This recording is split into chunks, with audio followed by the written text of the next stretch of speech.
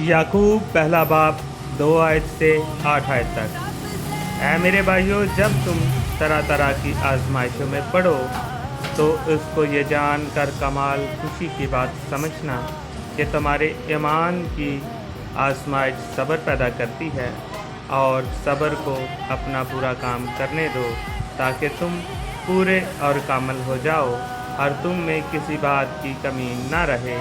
लेकिन अगर तुम में से किसी में हिकमत की कमी हो तो खुदावंद से मांगे, जो बगैर मलामत किए सबको ब्याजी के साथ देता है और उसको दी जाएगी। मगर ईमान से मांगे और कुछ शक ना करे, क्योंकि शक करने वाला समंदर की लहर की मानंद होता है, जो हवा से बहती और उछलती हैं। ऐसा आदमी ये न समझे कि मुझे खुदावंद से कुछ मिलेगा। वो शख्स दो दिला है और अपनी सब बातों में बेक़याम। खुदावंद का ज़िंदा कलाम पढ़े और सुने जाने पर हम सब की ख़ताए माफ़। खुदावंद का शुक्र हो। आमीन।